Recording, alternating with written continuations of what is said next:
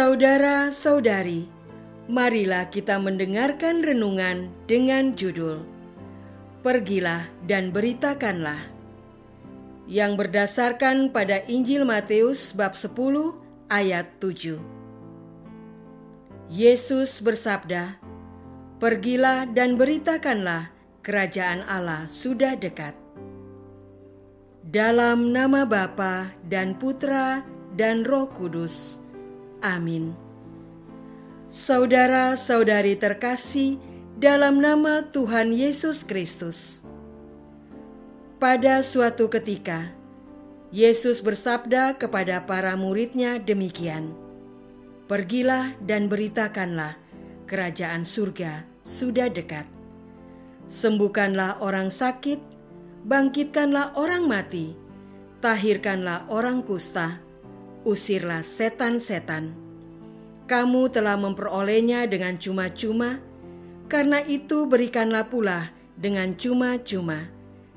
Janganlah kamu membawa emas atau perak atau tembaga dalam ikat pinggangmu. Janganlah kamu membawa bekal dalam perjalanan. Janganlah kamu membawa baju 2 helai, kasut atau tongkat, sebab seorang pekerja patut mendapat upahnya. Apabila kamu masuk kota atau desa, carilah di situ seorang yang layak, dan tinggallah padanya sampai kamu berangkat. Apabila kamu masuk rumah orang, berilah salam kepada mereka. Jika mereka layak menerimanya, salammu itu turun ke atasnya.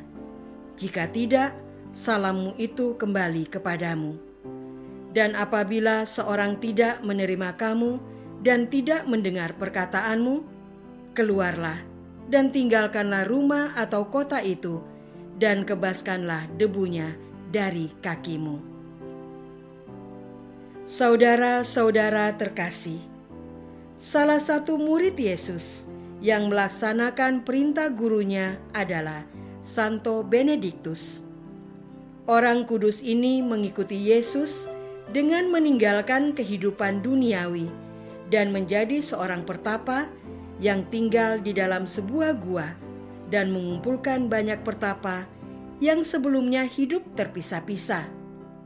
Sikapnya sangat moderat, baik dalam hal doa, kerja, pewartaan, makanan, tidur. Ia memperbaiki kehidupan membiara agar para biarawan hidup disiplin. Benediktus dikenal sebagai seorang pemimpin biara yang ramah tamah, bijaksana, dan penuh pengertian. Aturan hidup membiara Santo Benediktus merupakan aturan hidup membiara pertama di Eropa Barat. Benediktus memberikan dirinya secara cuma-cuma kepada para pertapa di biaranya, maupun kepada umat yang datang ke biaranya. Ia menyapa mereka melalui doa-doa yang dipanjatkannya.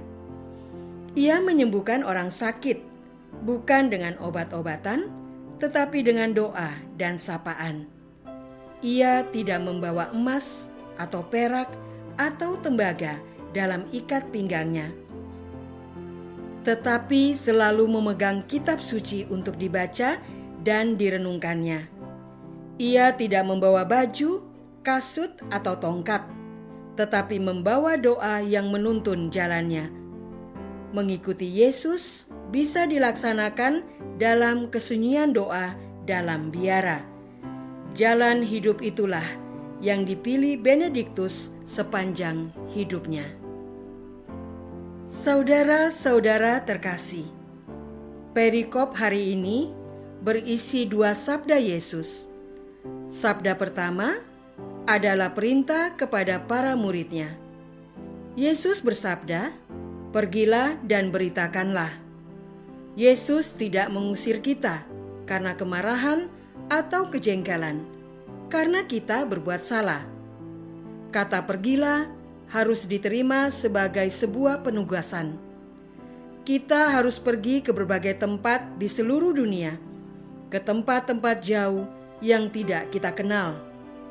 Dalam konteks masa itu, para murid diminta keluar dari budaya, sejarah masyarakat Israel.